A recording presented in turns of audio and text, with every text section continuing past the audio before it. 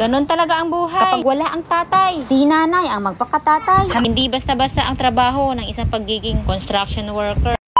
At dahil nga umulan kahapon, hindi ako nakaligtas sa tulo ng bubong ko. Yes, Maddie, tumutuloy yung bubong ko. At etong bubong na to ay kakapalit lamang. Nagpa-rescue na rin ako sa buong team ng kuya ko. May lumulusot pa rin na tubig. Kaya eto, ako na ang mangunguna. Subukan natin kung uubra ba. Bali, ang magiging plano ay siya ang unang aakyat ng bubong. Ako na may aakyat sa taas ng kisame. Dahil i-guide ko siya, ang lalagyan niya ng bulkasil. Ganon talaga ang buhay. Kapag wala ang tatay, si nanay ang magpakatatay. Hambang nandito nga ako, may tumatawag sa akin. Si Kuya Gray, may bumibili daw. Kaya sagot ko, doon muna sa kabila.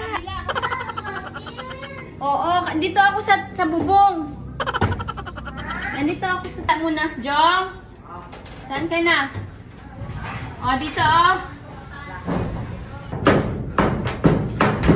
Dahil malakas ang kutob ko, hindi ubra ang unang plano. Pupunta naman tayo sa pangalawang plano. Dahil iba ang tinuturo ko, iba din naman ang tinuturo niya. Yan pala munang ginawa ko habang hindi pa naaayos. Sinabitan ko muna ng pamunas para hindi na maligaw ang tubig, bagsak sa planggana. Bali, ang tagas pala ay nanggagaling sa text. Buti na nga lang sa mga oras na to ay tulog pa ang isang amo ko. Dahil ang ingay ko sa taas kakapukpok, ayan, gising na. At kung makahawak, akala mo ililipad ako. Maring Margie, rescue naman dyan. Kaya ang pangalawang plano, ako na mismo ang aakyat. Alas 7:30 pala ng oras na to, pero sobrang tirik na ng araw. Dito ko na-appreciate na hindi basta-basta ang trabaho ng isang pagiging construction worker. Sana nga talaga ay napuntuhan ko itong ginagawa ko. Bumasi na lang tayo sa pakiramdam. Pag naakyat ako ng bubong, naalala ko yung ginagawa ko dati sa Manila. Nakapagtrabaho ako sa isang kilala at malaking hospital sa Manila. At nalagay ako sa purchasing department. Bilang isang purchaser, kailangan mong samahan sa site ang contractor na gagawa ng project. At ang project na gagawin ng time na yon ay ang napakalaking tangke ng tubig. At nakapwesto yun sa pinaka-rooftop ng building. Abay, hindi rin kaya biro ang taas ng floor na yun. Less than 100 floor din siguro yun. Hindi ko na kasi maalala kung ilang floor yun eh. Basta, mataas. Imagine mo na lang, Maddie, na umaakyat ka sa hagdan na bakal. Tapos, naka-heels ka pa. Bakit ako naka-heels? Baka sabihin mo naman, ang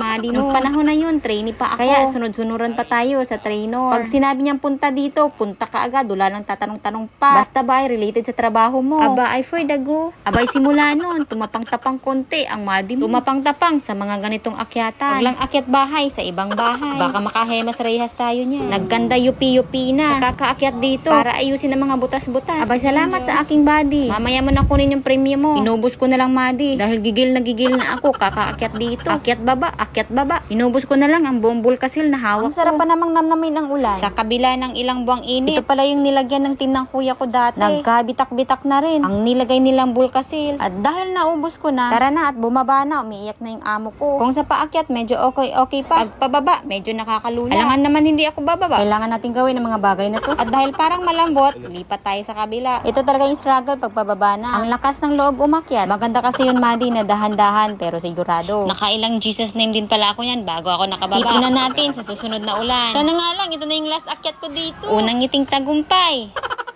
Oh my. Pangalawang ngiting tagumpay. Akala mo naman hindi nanginig. Dahil ang body ko yung nanginginig din. Nagpapahawak din ng hagdan. Tamang pakyut lang muna. Dahil nandyan si Crush. Follow for more. See you.